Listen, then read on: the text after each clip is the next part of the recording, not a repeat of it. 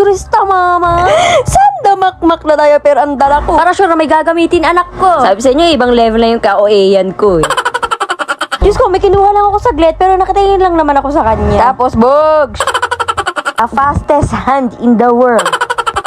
Sabi nga din ni housemate, tutulungan niya ako mag-impake. Sabi ko, naku, wag na. Lalo pa akong mapapatagal. Yung ibis na mapadali yung trabaho ko. Pero tatagal nga sa konsumi sa kanya, sa kakasaway sa kanya. Wag na lang, pumirme ka dyan.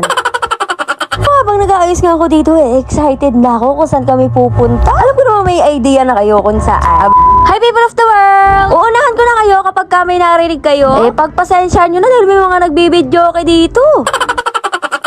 Nabanggit ko nga sa inyo na may pupuntahan kami. Kaya naman habang nagdadaldal ako dito, samahan niyo ako magayos ng gamit namin. Wala, ilang araw di ba na kami mawawala dito sa bahay? Ay, teka. Ang pangit na mawawala. Ulit.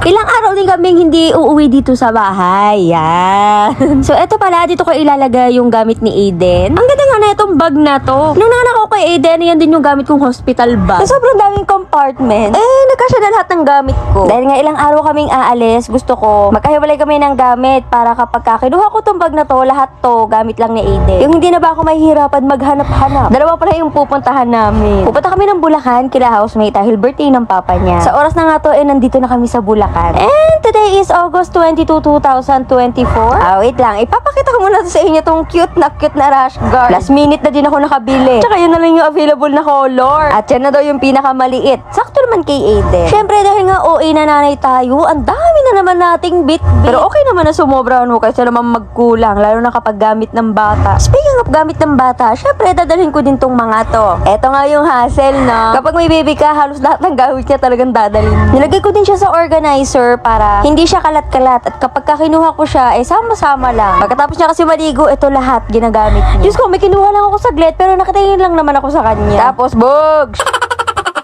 Ang bata ko na pakialam sa lahat. The fastest hand in the world. Mga oras na yun ay gusto ko na lang magdabo. Pero naalala ko, nanay pala ako. Hindi na para mag-inarte ngayon. No choice, syempre ulit na naman sa gawain. Si housemate kasi andun sa labas. Lumalaklak na naman. Start na kasi ng leave niya. Anyway, ito palang lotion ni Aiden. Nilagay ko na lang siya dito. Kasi sobrang laki naman. Baka kasi mag-dry yung balat niya doon. Tsaka ito din kasi yung ginagamit ko ngayong lotion. Diba? Perfect talaga to. Lalo na kapag travel, maliit lang. Kung interesado din kayo, lalagay ko na lang sa comment section yung link. Naku, habang nag-aayos nga ako dito excited na ako kung saan kami pupunta. Alam ko naman may idea na kayo kung saan. Abangan nyo na lang. At kung sino din yung makakasama namin. Kaya Aiden pa nga lang itong napapaking tape ko. Feel ko pagod na ako. Ang dami na kasing nangyari ngayong araw. Pero dahil nga isang content creator tayo. Hala, sige video. Syempre, as a sigurista, mama. Sanda makmak na diaper ang dala ko. Para sure na may gagamitin anak ko. Sabi sa inyo, ibang level na yung ka-OA-yan ko eh. Gabi na nga to nung ginagawa ko, kaya siguro feeling ko din na pagod na ako. Kasi habang nagpapak ako, eto si Aiden, napakalikot. Punta dito, bato doon. Paano na lang, diba? Nag-insist naman si housemate na siya daw yung maglikpit. O mag-ayos ba ng gamit namin. Pero nako, wala kasi akong tiwala sa kamay niyan. Baka kung ano-ano na yung pagkukuhanin. Kaya ako na lang. Sabi nga din ni housemate, tutulungan niya ako mag-impake. Sabi ko, naku, wag na. Lalo pa akong mapapatagal. Yung ibis na mapadali yung trabaho ko. Pero tatagal nga sa konsumi sa kanya, sa kakasaway sa kanya. Wag na lang, pumirme ka dyan. Tulog na nga siya, andyan sa likod ko. Si Aiden naman nanunood. Nakapagpak na din pala ako ng gamit namin ni housemate. Nilagay ko na lang sa maleta para isahang bitbitan na lang. Tsaka para hindi na din kami mahirapan. May bata kasi kami. Hindi ko na nga na-videohan. Gawa nga ng napakalikot ni Aiden. Yung tinutupi ko yung damit, ginugulo niya. Ayoko naman pakita sa inyo kung paano ko maunsumin. Eto nga, pinagsama-sama ko na sa isang pouch yung mga gamitin ko talaga pagkatapos maligo. Gusto ko talaga organize yung mga gamit ko. Kalat-kalat kasi, feeling ko kalat-kalat din yung buhay ko. Diba? Okay.